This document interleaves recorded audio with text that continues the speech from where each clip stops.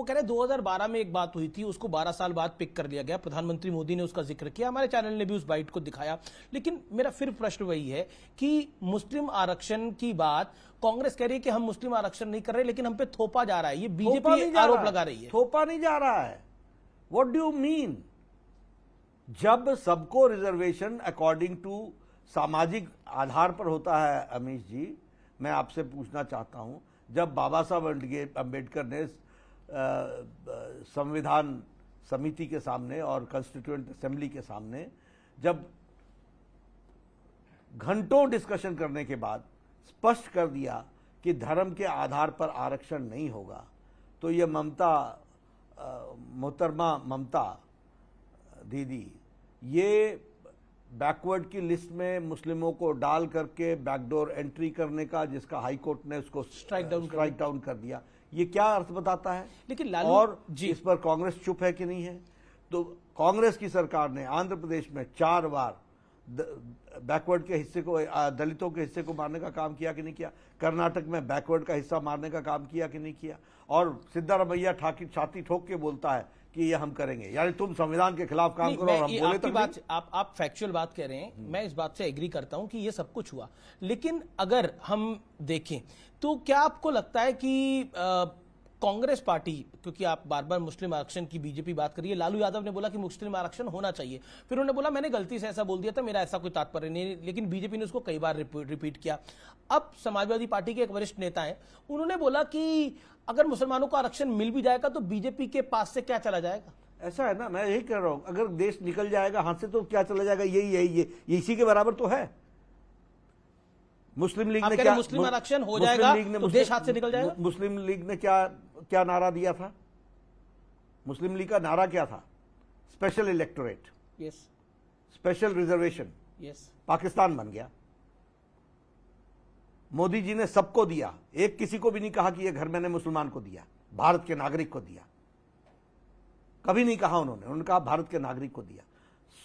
सोच और शब्द मानसिकता को बताते हैं, चावल का एक दाना चावल की किस्म को बताता है, और इसलिए कांग्रेस पार्टी और ये इंडिया लोग ये मोदी जी का विरोध करते करते आज देश का विरोध करने। आपने बंगाल की बात करी, वहां पर मुस्लिम आरक्षण ओबीसी की जातियों में मुस्लिम जातियां डाल दी, उसको स्ट्राइक डाउन करा गया, लेकिन ममता बनर्जी कह रही है कि हाई कोर्ट के फैसले को वो नहीं मानेंगी। मैं क्या कहता हूं, इसके बदले सीधे बोलती ना कि मैं संविधान को नहीं मानूंगी। पर ये तो संविधान मानने वाले लोग, कौन संविधान ये क्या संविधान मान रहे हैं जिनकी शब्दावली ऐसी है? आपके खिलाफ कोई कोर्ट का जजमेंट चला जाए, आप ये कहते हैं कि yes we will examine the court judgment and we will take a legal resort. No, you didn't say. That means you do not have any faith. तुम्हारे पक्ष का फैसला हो जाए तो कोर्ट अच्छा, तुम चुनाव जीत जाओ तो ईसीआई अच्छी, नहीं तो ईवीएम को करो बदनाम। तुम्हारे पक्ष में वो इलेक्शन, तुम्हारे पक्ष में कोर्ट का फैसला ना आए तो जुडिशरी को बदनाम कर दोगे। ऐसे चलता है देश। पर जब ये फैसला आया, वर यू शॉक्ड? जो क्या आपको पता था ये? कौन सा? जब हाई कोर्ट का फैसला आया। ऐसा है कि मैंने तो संविधान पढ़ा हुआ है, मुझे तो संविधान मालूम है ना, इसीलिए ओबीसी कमीशन बारंबार ममता को चिट्ठी लिख रहा था कि भाई जो आप कर रहे हो वो गैर संवैधानिक है, this is a backdoor entry, you cannot do that. आप रिलीजन के लोगों को आप बैकवर्ड का फैसिलिटी नहीं दे सकते हो। ये फैसिलिटी लेने के लिए आपको क्योंकि ये रिजर्वेशन एक पर्टिकुलर सामाजिक व्यवस्था को ठीक करने के लिए दिया गया है, उसमें आप नहीं आते हो। एक बीजेपी ने आरोप लगाया कि कांग्रेस जो है वो अगर आएगी तो सबकी संपत्ति को बांट देगी। सैम पित्रोदा साहब का भी इस पे बयान आया। कांग्रेस कह रही कि हमारा ये आइडिया नहीं है, लेकिन बीजेपी आइडिया लाई कहां से है? राहुल के मुंह से। राहुल ने बोला, उन्होंने बोला कि हम ये फिर से देश के रिसोर्सेज को हम एनालिसिस करेंगे और देश के रिसोर्सेज को रीडिस्ट्रीब्यूट करेंगे। अब इसका कोई और अर्थ होता हो, शायद इटालियन में कोई और अर्थ होता हो तो मैं नहीं जानता, लेकिन भारत और इंग्लिश में और हिंदी में इसका मतलब यही निकलता है कि देश की संपत्ति को हम फिर से रीअसेस करेंगे, उसको हम रिव्यू करेंगे, एक्सरे करेंगे और फिर हम उसको रीडिस्ट्रीब्यूट करेंगे। तो उस रीडिस्ट्रीब्यूट करेंगे तो मेरी संपत्ति भी देखेंगे, मेरी जमीनें भी देखेंगे, और मेरे पास जो छोटी बड़ी जमीन है उसको लेकर के बांटने का काम करेंगे। एक आधी अंगूठी पहनी है वो भी उतरवाने का काम करेंगे।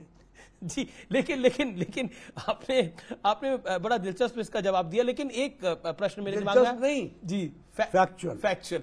लेकिन फिर बीजेपी ने तो बोला कि आपसे लेंगे, उन्होंने मतलब बीजेपी का कहने का तात्पर्य था बहुसंख्यक से देंगे और अल्पसंख्यकों को दे देंगे, यदि ज्यादा बच्चे वालों को दे देंगे, ये पीएम ने कहा। ऐसा ना कि उन्होंने कहा ना कि we will give special treatment to Muslims, to minorities, तो इसका अर्थ क्या बनता है, हम क्या सोचेंगे इसमें से?